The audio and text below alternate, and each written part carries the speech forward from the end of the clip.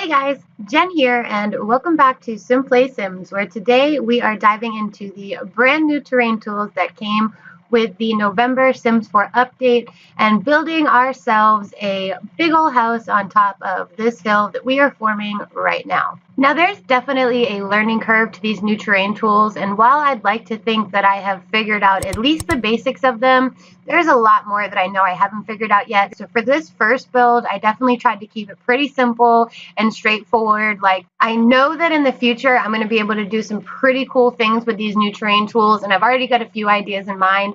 But for this build, I really just wanted to conquer the idea of putting a house on a hill. And I think with the rocks and the trees and playing around that it turned out pretty cool. But one thing I did notice pretty quickly was that when you do raise the terrain up, the edge of it that kind of has that dirty feel to it, if it's right on the edge of the lot, you cannot use the terrain paint to make that area green, like it stays dirty.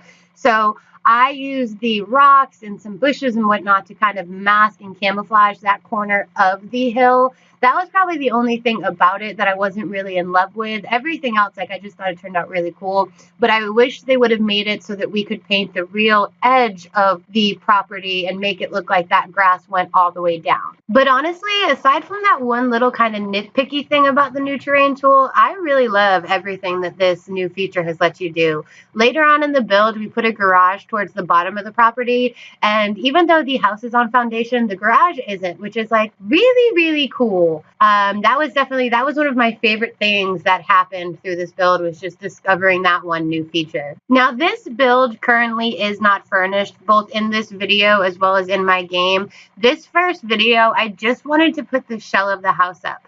And if you guys want to download this house and furnish it yourself, let me know in the comments down below and I will add it into the gallery.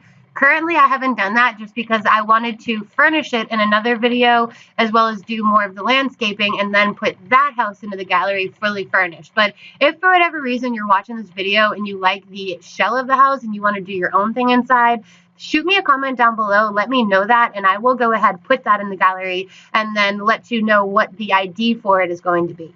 Ooh, so I just thought of another quirk I discovered while doing this build that you guys might want to know about. And this is specifically if you have raised the elevation of the lot you are building on. If you are using a flush lot, then you do not have to worry about this.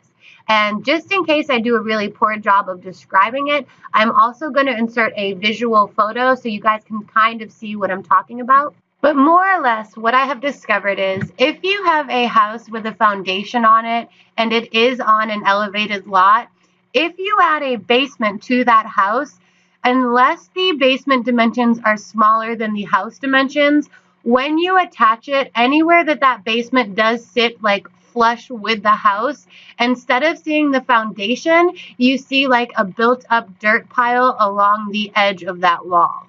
But to fix it, you literally just have to make your basement at least 1 square smaller than the dimensions of the house. It's a super easy fix. It's not that big of a deal, but just in case you come across that issue in your build and you don't know how to fix it, now you totally do.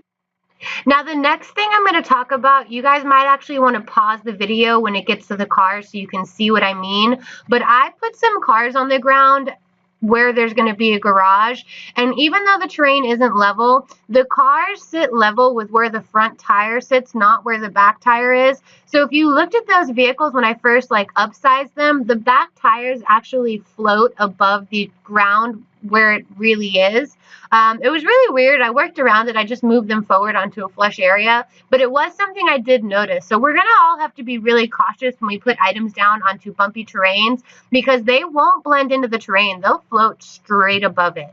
Well, guys, we are about to run out of footage here, and if I'm being 100% honest with you, I have done this outro about 10 times.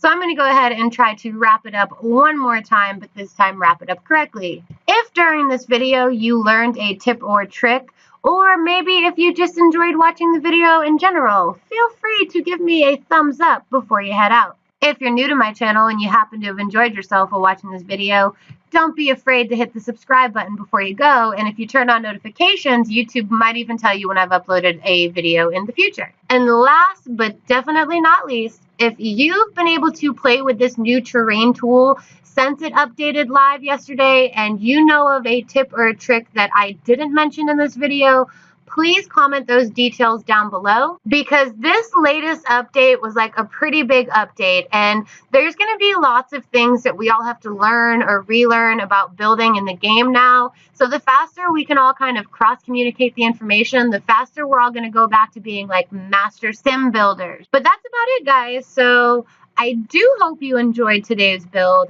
I hope you have a wonderful rest of the day, and I hope you find your way back here for the next one. All right, y'all, take it easy.